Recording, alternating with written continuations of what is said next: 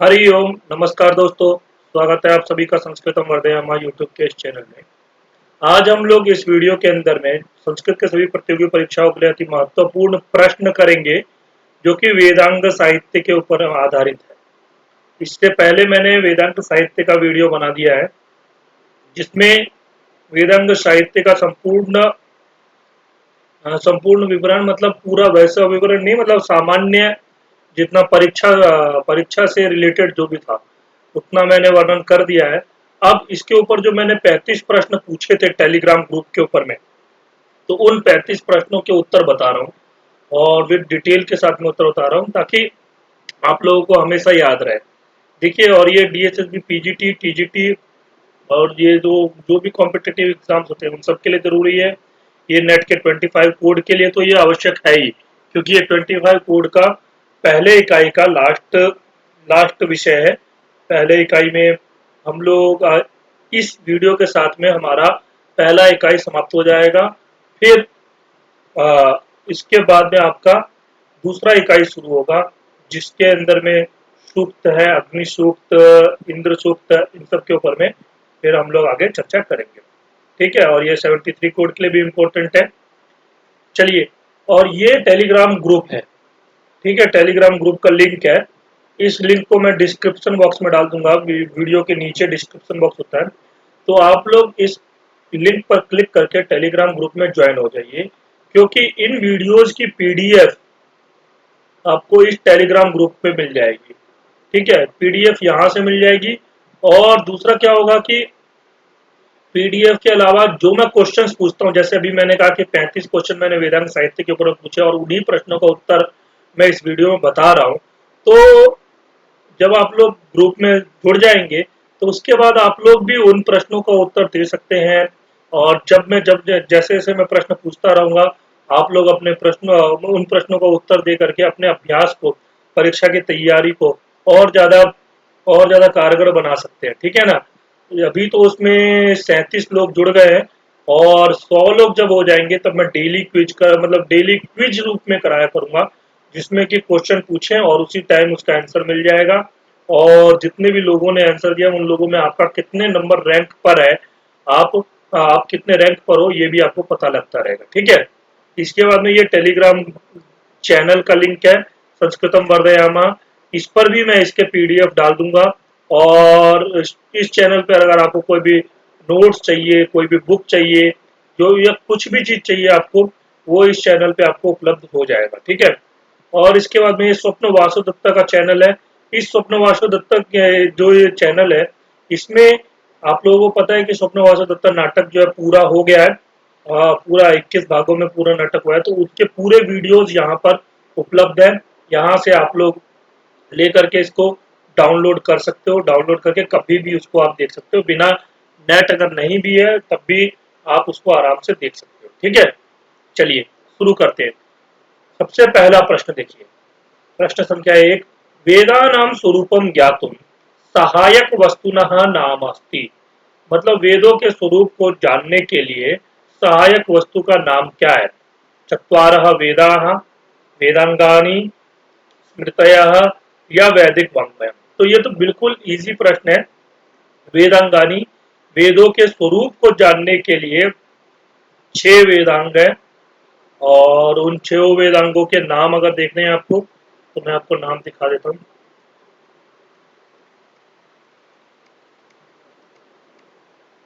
ये देखिए, ये 6 वेदांग है वेदों के। ये आपका वेदों का अंग यानी कि उपकारक। ठीक है ना। उसके स्वरूप को जानने के लिए सबसे पहले मुंडकोपनिषद में इसका वर्णन किया गया। शिक्षा कल्पो व्याकरणम निरुक्त छंदम छंदो ज्योतिषम इति। ये 6 वेदांग है। ठीक है।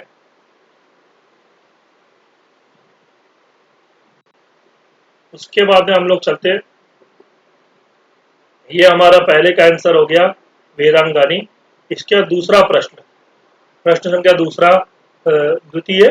वेदांगा नाम सर्वप्रथम वर्णनम प्राप्यते। वेदांगों का सर्वप्रथम वर्णन कहाँ पर मिलता है?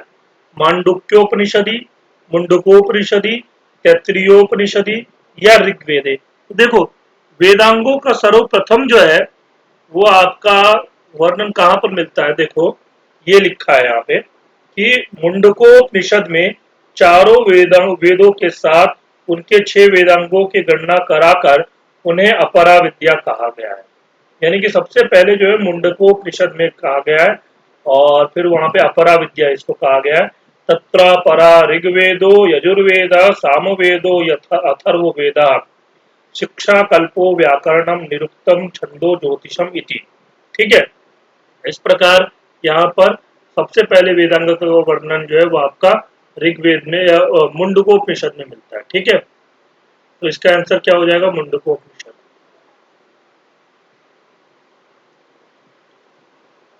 मांडुक्योपनिषद में नहीं है, मुंडकोपनिषद में। ठीक, इसके बाद आते हैं तीसरा प्रश्न। प्रश्न संख्या 3। वेदांगानाम सामान्यतया शैली अस्ति। वेदांगों की सामान्यतया कौन सी शैली है? सूत्र शैली, वर्णनात्मक शैली, व्यंग्यात्मक शैली या भाव गर्भित शैली? तो देखो, इसमें भाव गर्भित शैली तो है ही नहीं, व्यंग्यात्मक भी नहीं है, वर्णनात्मक भी नहीं है, सूत्र शैली है।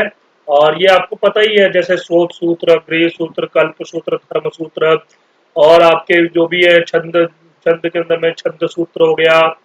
हाँ, जितने भी हैं वो सूत्रात्मक ग्रंथ ही लिखे हुए हैं, तो वही सूत्र शैली है। ठीक है ना, इसीलिए इसको सूत्र शैली। इसके बाद में चौथा प्रश्न, एतेषु वेदांगम अस्ति। इन सब में से वेदांग है। ऋग्वेद वेदांग ये नहीं है, यजुर्वेद ये भी वेदांग नहीं है, सामवेद ये भी वेदांग नहीं है, शिक्षा ये वेदांग है। ठीक है, इसके बाद में प्रश्न संख्या 5वां, एतेषु वेदांगम नास्ति। इनमें से वेदांग नहीं है। शिक्षा ये वेदांग है, व्याकरणम ये भी वेदांग है, सामवेद ये वेदांग नहीं है। ठीक है, और छंदस यानी कि छंद ये वेदांग है। तो अभी पूछा क्या है? वेदांग नहीं है, तो इनमें से कौन सा नहीं है? सामवेद नहीं है। इसका आंसर ये हो गया। इसके बाद प्रश्न संख्या 6, पाणिनीय शिक्षानुसारम वेद पुरुषस्य षडंगानि कथितानि सन्ति। पाणिनीय शिक्षा के अनुसार वेद पुरुष के 6 अंग कहे गए हैं। वो किनको कहे गए हैं? जो है किनको 6 अंग कहे गए हैं? तो वेद, वेद को नहीं, उपनिषद, उपनिषद भी नहीं, ब्राह्मण ग्रंथ, ब्राह्मण ग्रंथ भी नहीं, वेदांगम, तो वेदांगों को 6 अंग कहे गए हैं। कौन कौन से? तो आपको देखोगे, ये आपको मैं श्लोक भी दिखाई देता हूँ।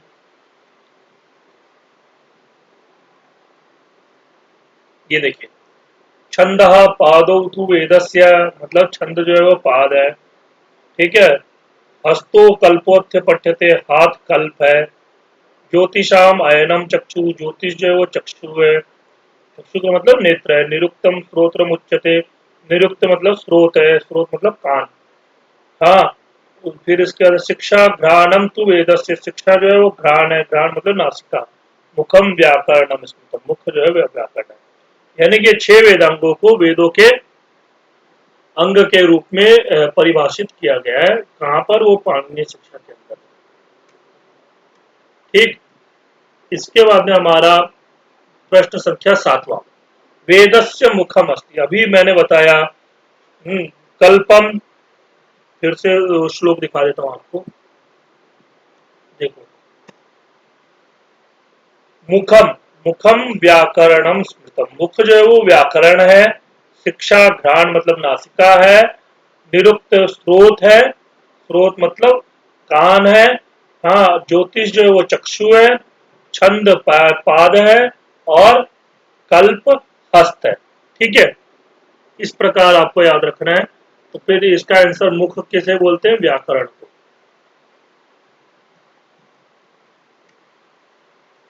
ठीक है, कल्पम नहीं है। कल्प क्या है? कल्प हस्त है, हस्त मतलब हाथ है। व्याकरण हो गया मुख, मुख तो ये तो पता ही है आपको। शिक्षा, शिक्षा घ्राण, घ्राण का मतलब नासिका। ठीक है, छंद, छंद का मतलब हो गया पाद, पादौ मतलब 2 पैर है इसलिए पादौ। ठीक है, तो इसका वेद से मुखम किम अस्ति, तो व्याकरण। इसके बाद में सायनानुसारम स्वर्ण वर्णादीनाम उच्चारणम कथम, स्वर्ण वर्णों के उच्चारण को क्या कहा गया है? व्याकरणम, ज्योतिष, शिक्षा या छंदस? तो देखोगे सायन के अनुसार यहाँ पर शिक्षा का कहा गया है। देखो ऋग्वेद की भाष्य की भूमिका में, जैसे शिक्षा जिस शास्त्र में वर्ण स्वर मात्रा बल साम तथा संतान इन 6 विषयों का उपदेश हो उसे शिक्षा कहते हैं। वर्ण स्वराद्युच्चारण प्रकारो यत्रोपदिश्यते सा शिक्षा, ये किसमें कहा गया? ऋग्वेद भाष्य भूमिका में कहा गया है। यानी कि वर्ण स्वर आदि का उच्चारण प्रकार जहां पर उपदेशित किया हो वो शिक्षा कहलाती है। ठीक है, तो इसका आंसर क्या हो गया? शिक्षा।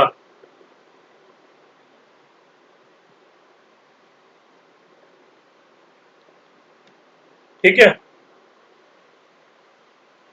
इसके बाद प्रश्न संख्या 9, प्रातिशाख्य ग्रंथेषु विशेष नियम अस्ति। प्रातिशाख्य ग्रंथों में विशेष नियम है। शुद्धोच्चारणम स्वर संचारस्य नियमश्च, शुद्धोच्चारण और स्वर संचार के नियम। गान विद्या नियम, गान विद्या का नियम, शुद्धोच्चारणम या शुद्ध लेखनम। तो देखो सबसे पहले तो देखो ये प्रातिशाख्य ग्रंथ किस चीज का है? वो शिक्षा का है, और जो शिक्षा का है वो उच्चारण से संबंधित होगा। तो देखो यहाँ पे शुद्ध लेखनम तो होगा नहीं, शुद्ध उच्चारणम हो सकता है, गान विद्या या नियम ये भी नहीं है। तो यहाँ पे शुद्ध उच्चारण और स्वर संचार ये दोनों जिसमें है, दोनों का नियम इसमें बताया गया है, तो इसलिए इसका आंसर ही होगा। ठीक है, उसके बाद पारिषद इति सोपाधि शिक्षा ग्रंथ अस्ति। पारिषद जो है वो सोपाधि शिक्षा ग्रंथ किसका है? ऋक् प्रातिशाख्यम, तैत्तिरीय प्रातिशाख्यम, शाम प्रातिशाख्यम या अथर्व प्रातिशाख्यम। तो देखो ये जो है आपका पारिषद जो है वो ऋक् प्रातिशाख्य का है। ठीक है, इसके बाद में सामवेदेन शब्दम प्रातिशाख्यम नास्ति। सामवेद से संबद्ध प्रातिशाख्य नहीं है। तो साम प्रातिशाख्यम पुष्प सूत्रम, पंचविद सूत्रम या चतुराध्याय का। अब देखो यहाँ पे समस्या आ जाएगी, अभी आपको मैं दिखाता हूं कैसे। देखो पहले हम सामवेद के प्रातिशाख्य को देखते हैं।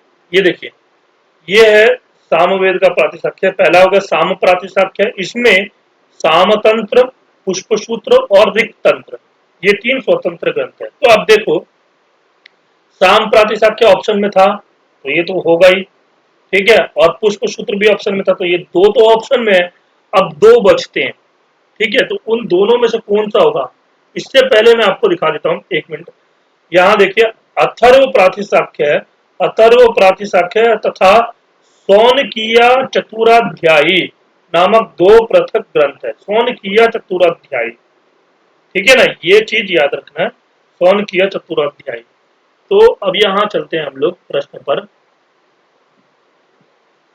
थोड़ा इसमें एक बार में जाने का नहीं है, तो इसलिए मेरे को सभी स्लाइड को एक बार चलाना पड़ता है। तो देखो यहाँ पे सामवेदेन संबद्धम प्रातिशाख्यम, साम प्रातिशाख्यम तो है, तो ये तो होगा ही। यहाँ नास्ति पूछा है ना, नहीं है, तो ये है। ठीक है, पुष्प सूत्रम भी है। अब यहाँ पंचविद सूत्रम और चतुराध्याय का, इन दोनों में कंफ्यूजन है। तो अभी आपने देखा चतुराध्याय, सौन किया चतुराध्यायी जो अथर्ववेद का है। ठीक है, तो ये अथर्ववेद से संबंधित है। पंचवेद सूत्रम भी सामवेद से संबंधित होगा। यहाँ पे मैंने वर्णन नहीं किया है, लेकिन ये होगा। ठीक है, अब इसके बाद में आता है प्रश्न संख्या 12वां, व्यास शिक्षा ग्रंथ अस्ति। व्यास शिक्षा ग्रंथ किसका है? ऋग्वेदस्य, कृष्ण यजुर्वेदस्य, शुक्ल यजुर्वेदस्य या सामवेदस्य। तो देखो व्यास शिक्षा ग्रंथ जो है वो आपका कृष्ण यजुर्वेद का है। ठीक है, इसके बाद में आता है आपका प्रश्न संख्या 13वां, नारद शिक्षा इति कस्य वेदस्य ग्रंथ अस्ति। और ये नारद शिक्षा कम से कम नहीं कुछ तो 3 से 4 बार भी एग्जाम में पूछा है 25 कोड के, तो ये याद रखना है इन सब चीजों को। देखो अथर्ववेदस्य, सामवेदस्य, ऋग्वेदस्य या यजुर्वेदस्य। तो नारद शिक्षा जो ग्रंथ है ये आपका सामवेद से, ठीक है। इसके बाद में आता है प्रश्न संख्या 14, पाणिनीय शिक्षाया संबद्ध वेद अस्ति। पाणिनीय शिक्षा से संबद्ध कौन सा वेद? सामवेद, ऋग्वेद, यजुर्वेद, अथर्ववेद। यहाँ पे कंफ्यूजन हो जाएगा बहुत लोगों को, तो लोग यहाँ पे पाणिनीय शिक्षा का मतलब ऋग्वेद से करके आ जाएंगे, लेकिन ऋग्वेद नहीं होता है। इसका आंसर है सामवेद। पाणिनीय शिक्षा का जो संबंध है वो सामवेद से, ठीक है। इसके बाद में आता है प्रश्न संख्या 15, सौन की ये ऋक् प्रातिशाख्ये पटलानाम संख्या अस्ति। ऋक् प्रातिशाख्य में पटलों की संख्या है, कितनी है? 21, एकविंशति, त्रयोदश, अष्टादश या विंशति। तो देखो अब इसमें फिर हम ऋक् प्रातिशाख्य पर चलते हैं। सबसे पहले वहां दिखाता हूं आपको। ये देखो, ये ऋक् प्रातिशाख्य ये सौनक के द्वारा रचित है और इसमें 18 पटलों में विभक्त है। कितने पटलों में विभक्त है? 18 पटलों में। और ये कैसा ग्रंथ है? सूत्रात्मक ग्रंथ है, ठीक है ना। अब इसमें सबका वर्णन किया हुआ है, प्रथम पटल में ये, द्वितीय पटल में ये। तो ये चीज मैंने इससे पहले जो वीडियो बनाया वेदांग साहित्य, उसमें बहुत विस्तार से बताया है। 1 घंटे का वो वीडियो है, तो उसमें बहुत विस्तार से बता दिया है। इसीलिए बार बार मैं इन सब चीजों को बताना नहीं चाहता हूँ। नहीं तो फिर ये भी वीडियो बड़ा हो जाएगा, और ज्यादा बड़ा होने पर ना थोड़ा वीडियो देखने में अच्छा नहीं लगता है। तो इसीलिए मतलब थोड़ा 30 मिनट तक का वीडियो हो ना, तो देखने में एक अच्छा लगता है हमें। हाँ, क्योंकि मैं भी जब वीडियो देखता हूँ तो 30 मिनट ज़्यादा से ज़्यादा एक बार में देख सकता हूँ। 1 घंटे वीडियो देखना अच्छा नहीं है, इसीलिए मैं इन सब चीज़ों का दोबारा नहीं बता रहा हूँ। और ये मैं पीडीएफ भी दे ही दूंगा, तो आप लोग उससे भी पढ़ लेना, ठीक है। इसमें कितने पटल है? 18 पटल है।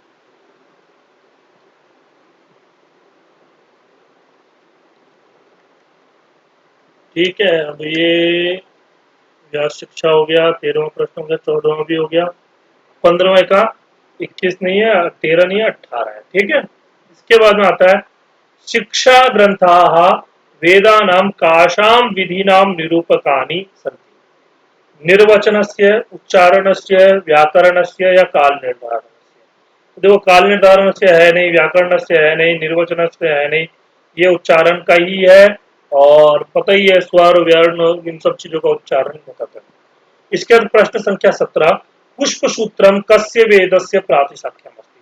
पुष्प सूत्र जो वो किस वेद का प्रातिशाख्य है? सामवेदस्य, ऋग्वेदस्य, अथर्ववेदस्य या यजुर्वेदस्य। तो अभी मैंने दिखाया भी था कि तीन जो थे वो आपके तीन तीन ग्रंथ थे जो कि आपके सामवेद के प्रातिशाख्य से संबंधित थे। तो अभी मैं दोबारा दिखा देता हूँ आप लोगों को।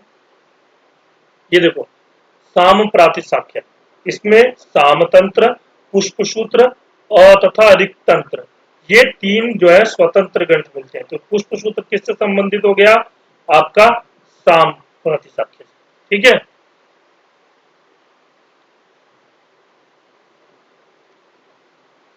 इसके बाद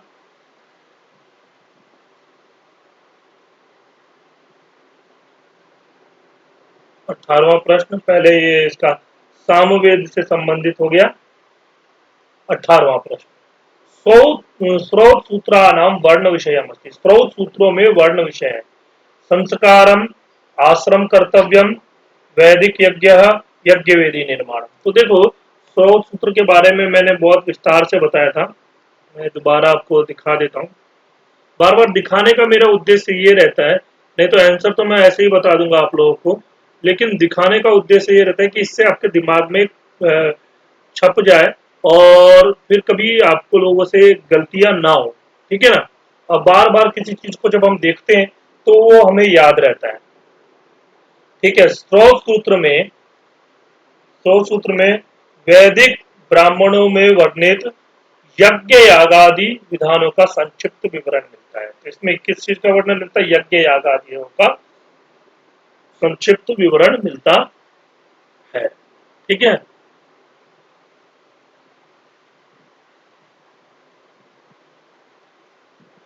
18वें का आंसर क्या हो गया? तो संस्कारम तो नहीं है, आश्रम कर्तव्य भी नहीं है, वैदिक यज्ञ, ठीक। इसके बाद प्रश्न संख्या 19, षोडश संस्काराः कस्य विषयानि सन्ति। षोडश संस्कार जो है वो किसके विषय है? धर्म सूत्र से, गृह सूत्र से, श्रौत सूत्र से, शूल सूत्र से। यहाँ पर कंफ्यूजन हो जाता है, क्योंकि देखो आप लोगों ने मनुस्मृति वगैरह पढ़ा होगा, वो किसका है? वो धर्मशास्त्र का ग्रंथ है। तो वो धर्म सूत्र से, कुछ कुछ लोग यहाँ पे कंफ्यूज होकर के धर्म सूत्र लगा देंगे, लेकिन यहाँ धर्म सूत्र से नहीं है। यहाँ पर तो मैं दिखाता हूँ, देखो गृह सूत्र, गारस्थ जीवन से संबंध, धार्मिक अनुष्ठानों, संस्कारों, ये रहा, संस्कारों, यज्ञों तथा अन्य कृत्यों का विवरण है। ठीक है, तो इसमें संस्कारों का वर्णन जो है वो यहाँ पर किया गया, तो इसलिए यहाँ पर जो है आपका इसका आंसर हो जाएगा गृह सूत्र। धर्म सूत्र आप लोग मत लगा देना, गृह सूत्र। ठीक है, इसके बाद व्याकरण से व्याकरण वेदांग से प्रतिनिधि ग्रंथ अस्ति। व्याकरण वेदांग का प्रतिनिधि ग्रंथ कौन सा है? पाणिनि अष्टाध्यायी, काशिका, सिद्धांत कौमुदी, एतेषु न कोपि। तो ये तो सबको पता होगा कि पाणिनि का अष्टाध्यायी बहुत प्रसिद्ध भी है, मैं बार बार दिखाना नहीं चाहता क्योंकि ये बहुत प्रसिद्ध है। और पाणिनि के अष्टाध्यायी जो है 8 अध्यायों में विभक्त है, लगभग इसमें 4000 सूत्र है। ठीक है, लगभग, हाँ 4000 से थोड़े से कम है, लेकिन 4000 मानते हैं। ठीक है ना। इसके बाद में आता है प्रश्न संख्या 21, यास्ककृत निरुक्तस्य नामास्ति यस्मिन् वैदिक शब्दकोशे आधारितम। यास्ककृत निरुक्त का जो है वो नाम है जिसमें जिसमें वैदिक शब्दकोश में आधारित है। संग्रहम, संहिता, निघंटु, संचयन। तो अब देखो यास्क के निरुक्त किस पर आधारित है? वो निघंटु पर आधारित है। आपको मैं दिखाता हूँ आंसर। कल्प, सूत्र, व्याकरण, निरुक्त। देखो ये आपका वैदिक शब्दों का निर्वचन अर्थात अर्थ का निर्णय करने वाला वेदांग निरुक्त है। अभी एकमात्र यास्क रचित निरुक्त उपलब्ध मिलता है जो वैदिक शब्दों के एक पंचाध्यायात्मक यानी कि 5 अध्यायात्मक संग्रह निघंटु की व्याख्या करता है। निघंटु की, ठीक है ना। और ये निघंटु क्या है? ये वैदिक शब्दकोश है। ठीक, तो इसका आंसर क्या हो जाएगा? निघंटु।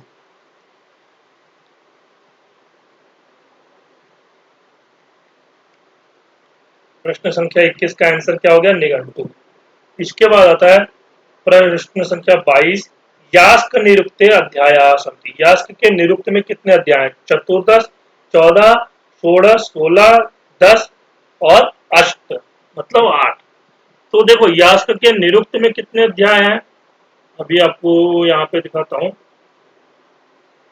ये देखो यहाँ पे निघंटु हो गया, निघंटु तो यहाँ पे है, यहाँ पे है, ये रहा। चलो यहाँ से देखो, देखो यहाँ पे शुरुआत से बता देता हूँ। जिस पर व्याख्या करते हुए निरुक्त निघंटु जिस पर व्याख्या रूप निरुक्त आश्रित है, 5 अध्यायों का वैदिक शब्द संग्रह या 3 कांडों में विभक्त है, नैगंटुक कांड और एक पदिक कांड तथा दैवत कांड। नैगंटुक कांड में 3 अध्याय हैं जिनमें पर्याय समानार्थक शब्दों का संग्रह है, पृथ्वीवाचक इत्यादि। यास्क के निरुक्त यहाँ से वर्णित है। निरुक्त के प्रथम से तृतीय अध्याय तक इन संग्रहों के प्रतिनिधि शब्दों की व्याख्या शोधारण की है, यानी कि 1 से लेकर के 3 अध्याय तक यहाँ पे ये हो गया। इसीलिए निरुक्त के प्रथम 3 अध्यायों को नैगंटुक कांड कहते हैं। कितने अध्याय को? नैगंटुक कांड कहते हैं, प्रथम 3 अध्याय को।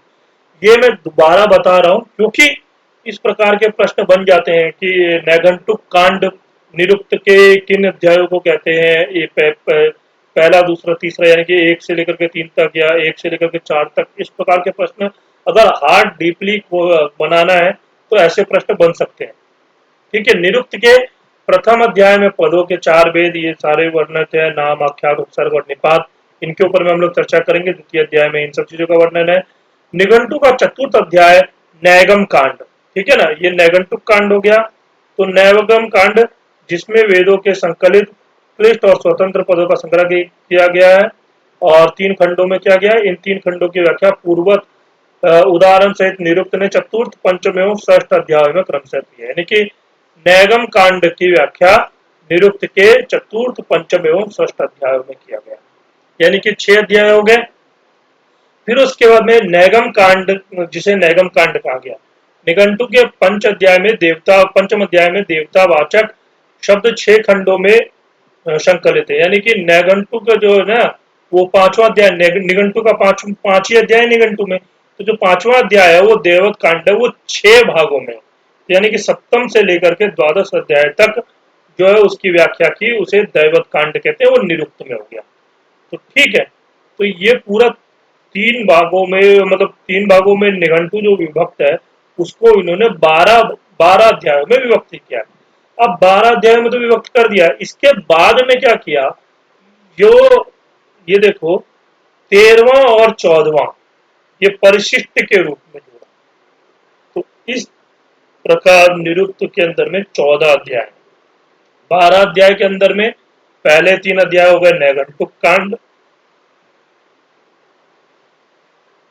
ठीक है ना, ये रहा। दूसरे 3 अध्याय हो गए, मतलब चौथा, पांचवा, छठा अध्याय के नैगम कांड, और इसके बाद में 7वें से लेकर के 12 तक हो गया दैवत कांड, और उसके बाद में आपका 13वां और 14वां जो है वो परिशिष्ट। तो इस प्रकार जो है निरुक्त के अंदर में कितने अध्याय हो गए, वो आपके टोटल 14 अध्याय हो गए। और निघंटु के अंदर कितने अध्याय है, निघंटु के अंदर में 5 अध्याय, ठीक है।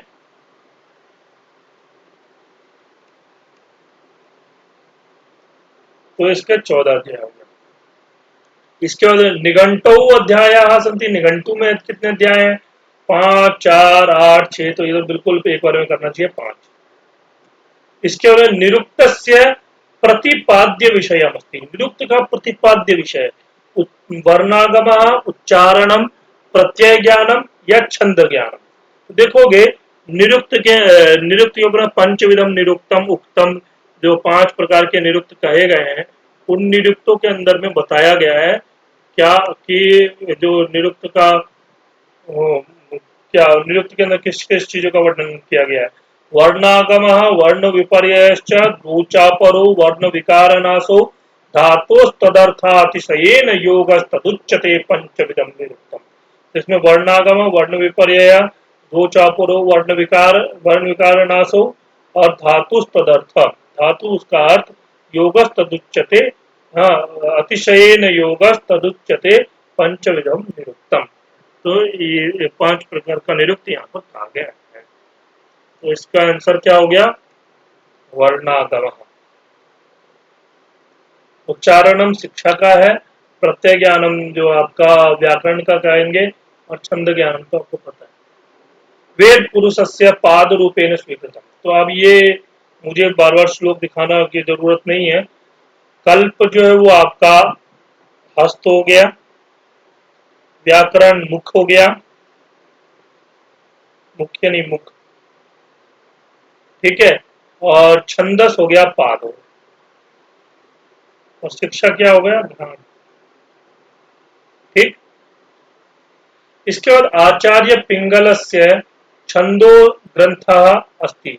आचार्य पिंगल का जो छंदो ग्रंथ है वो कैसा है, वो को मतलब कैसा नहीं, वो कौन सा है, छंदो मंजरी, छंद सूत्रम, छंद शास्त्रम या छंद विधानम। तो देखो आचार्य पिंगल ने छंद सूत्र लिखा है, ठीक है ना। और आप लोग ये, जब मैंने लगभग 1 साल पहले छंद के ऊपर में वीडियो बनाया, उसके अंदर में छंद सूत्र के अंदर कितने अध्याय हैं, ये सभी चीजों के बारे में अच्छे से विवरण किया है। आप लोग ये छंद का वीडियो जरूर देखिए, मैं एक काम करूंगा डिस्क्रिप्शन बॉक्स में डाल दूंगा, क्योंकि वो 73 कोड के लिए भी इम्पोर्टेंट है और 25 कोड के लिए भी इम्पोर्टेंट है, दोनों कोड के लिए। इसके बाद प्रश्न संख्या 27वां, छंद सूत्रम कियत अध्याय से विभक्तम अस्ति। छंद सूत्र जो है कितने अध्याय में विभक्त है, 8, 7, 5 और 4, तो वो कितने अध्याय में विभक्त है, 8 अध्याय में विभक्त है। इसके बाद प्रश्न संख्या 28, त्रिस्तुप छंदसी अक्षराणाम संख्या, 32 36, 44, 40 या 44।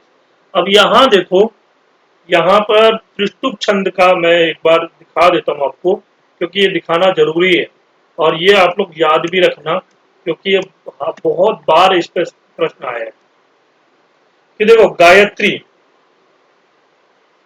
एक लाइन से कर लेते हैं। देखो गायत्री, अनुष्टुप, पंक्ति, त्रिष्टुप और जगती। ठीक है। अब गायत्री में देखो 8 प्लस 8 प्लस 8, अनुष्टुप में 8 प्लस 8 प्लस 8 प्लस 8, पंक्ति के अंदर में 8 plus 8 plus 8 plus 8 plus 8, Trishtup के अंदर में 11 प्लस 11 प्लस 11 प्लस 11, जगती के अंदर में 12 प्लस 12 प्लस 12 प्लस 12। टोटल देखो गायत्री में होगा 24, अनुष्टुप में होगा 32, इसमें होगा 40, इसमें होगा 44 और इसमें हो गए आपके, देखो इसमें 24 और 24 4 28, बीच का 28 वाला रह गया, तो ये डाल दो उष्णिक बीच में। लेकिन उष्णिक जो है वो आपका अलग विषम पाद वाला है, क्योंकि इसमें 2 पाद में 8 है, बीच में मैं उष्णिक डाल देता हूँ तो फिर पूरा एक क्रम बन जाएगा। देखो उष्णिक, इसमें 8 प्लस 8 प्लस 12, 12 8 20, 20 8 28। अब यहाँ देखो, इसमें 4 जोड़ा उष्णिक हुआ, इसमें 4 जोड़ा अनुष्टुप हुआ, इसमें 4 जोड़ा अनुष्टुप के बाद में 36 एक ब्रियति रह गया, ब्रियति, ब्रियति,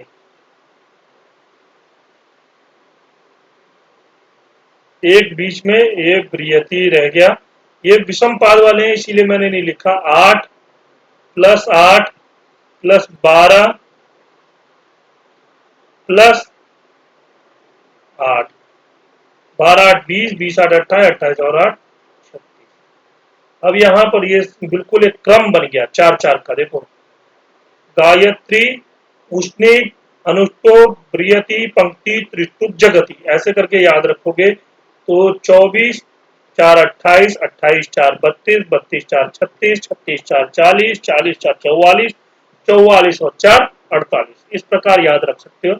अभी हमारा जो प्रश्न था वो क्या था, त्रिष्टुप में कितने, तो आप देखोगे त्रिष्टुप में 11 11 अक्षरों के 4 पाद हैं, तो यानी कि 11 तो 44 अक्षर है। ठीक है, तो हमारा इसमें कितना हो गया, त्रिष्टुप में 44। इसके बाद प्रश्न संख्या 29, ब्रियति छंदसी अक्षरा नाम संख्या थी। ब्रियति छंद में अक्षरों की संख्या कितनी है, 28, 32, 36, 40। अब यहाँ एक चीज देख सकते हो कि अभी मैंने बताया भी था, उष्णिक, उष्णिक में क्या है, 8 प्लस 8 प्लस 12, 3 पद होते हैं और टोटल मिलाकर कितने हो गए, 8 12 8 20, 20 8 28। ठीक है ना। और ब्रियति क्या हो जाता है, इसी में 8 प्लस 8 प्लस 12 प्लस 8, इसमें एक 8 और जोड़ करके उसका एक पाद और बढ़ा दिया, 4 पाद हो गया, तो 12 8 20, 20 8 28, 28 और 8 36, यानी कि इसमें कितने हैं, ब्रियति में 36। ठीक है। इसके बाद में ये निर्वचन है, विश्वान नरान नयति इति कस्य निर्वचनमस्ति, विश्वकर्मणः, विश्वामित्रस्य, वैश्यस्य या वैश्वानरस्य। तो ये वैश्वानर का निर्वचन है। और हम लोग जब आप दूसरा इकाई अब शुरू करेंगे तो उसके अंदर में निरुक्त भी पढ़ेंगे। निरुक्त के अंदर में आप लोगों को निर्वचन मिलेगा दूसरे अध्याय के अंदर में। तो उसके अंदर बहुत सारे निर्वचन है, तो उन निर्वचनों के अंदर में एक वैश्वानर का निर्वचन भी आता है, जिसका कि निर्वचन होता है वैश्वानरान नयति। ठीक, इसके बाद में आता है प्रश्न संख्या 31। वेदांग ज्योतिष इति ग्रंथ अस्ति, वेदस्य ज्योतिषस्य, ठीक है, ब्राह्मणस्य या उपनिषदा। तो देखोगे वेद का अंग, वेद का वेदांग ज्योतिष है तो वेदांग, लेकिन वेदांग ज्योतिष जो है वो ज्योतिष का है ग्रंथ। ठीक है, इसके बाद में आता है प्रश्न संख्या 32। रोगनाशका नाम विधि नाम वर्णनम अस्ति, रोगनाशक विधियों का वर्णन है। अब देखो, गृह्य सूत्रे, श्रौत सूत्रे, धर्म सूत्रे या पाणिनीय सूत्रे। तो पाणिनीय सूत्र में तो रोगनाशक का तो है ही नहीं। ठीक है, श्रौत सूत्र में यज्ञ आदियों का वर्णन है, तो इसमें भी नहीं है। धर्म सूत्र के अंदर में भी नहीं है। इसका आंसर जो है वो गृह्य सूत्र है। ठीक है, अब शूल सूत्र से वर्ण विषय अस्ति, शूल सूत्र का वर्ण विषय क्या है? वर्णम वर्णम, आश्रम, धर्म या यज्ञ वेदी निर्माण। तो एक बार मैं शूल सूत्र को दिखा देता हूँ, क्योंकि शूल सूत्र बहुत इंपॉर्टेंट है। और ये आप लोग को देखना चाहिए। देखो, शूल सूत्र में यज्ञ वेदी के निर्माण की विधियां वर्णित है। किसकी विधियां वर्णित है? यज्ञ वेदी के निर्माण की। भारतीय ज्यामिति का आरंभ इन्हीं से होता है। संप्रति शुक्ल यजुर्वेद से संबद्ध कात्यायन शूल सूत्र और कृष्ण यजुर्वेद से संबद्ध 6 शूल सूत्र मिलते हैं। बोधायन, अपस्तंभ, मानव, मैत्रायनीय, वाराह और वादुर। यजुर्वेद का संबद्ध यज्ञ से साक्षात संबंध है, अतएव इसी वेद से संबद्ध शूल सूत्र विकसित हुए थे। यदि अन्य वेदों के शूल सूत्र थे तो वो लुप्त हो गए। शूल का अर्थ है नापने की रस्सी। ठीक है, रस्सी से नापकर ही वेदियों का निर्माण होता था। तो इसका आंसर क्या हो गया? यज्ञ वेदी निर्माण विधि। ठीक, मैकडोनल महाभागाः कानि सूत्राणि गणित शास्त्रस्य प्राचीन ग्रंथम अवर्णिता। किन सूत्रों को जो है गणित शास्त्र का प्राचीन ग्रंथ जो है उन्होंने माना है? ठीक, श्रौत सूत्रम, शूल सूत्रम, धर्म सूत्रम या गृह्य सूत्रम। तो ये बिल्कुल मतलब अभी मैंने बताया भी था कि शूल सूत्र जो है उनसे ज्यामिति, रेखा गणित इत्यादि इन सब चीजों का वर्णन किया गया है। ठीक है ना, तो ये गणित का जो है प्राचीनतम ग्रंथ मानते हैं। और उसके बाद में ये अंतिम प्रश्न है, वैदिक मंत्रोच्चारणे स्वरस्य मुख्य भेदानि सन्ति। वैदिक मंत्रोच्चारण में स्वर का मुख्य भेद है 2, 3, 5 और 4। तो स्वर कितने हैं? 3 प्रकार के हैं। पहला है उदात्त, दूसरा है अनुदात्त और तीसरा हो गया स्वरित। ठीक है, ये 3 प्रकार के स्वर है। इसका आंसर हो गया। अभी हमारा यहाँ पे पहला इकाई जो 25 कोड का है वो पहला इकाई समाप्त हो गया। अब हमारा दूसरा इकाई शुरू होगा। ठीक है, आप लोगों को ये वीडियो कैसा लगा आप लोग मुझे कमेंट करके बताइए। ठीक है, और अगर अच्छा लगा होगा तो आप लोग लाइक कर दीजिए और अपने दोस्तों को भी शेयर कीजिए, ताकि ज़्यादा से ज़्यादा लोग इस वीडियो का लाभ पा सकें। ठीक है, धन्यवाद, मिलते हैं अगली वीडियो में।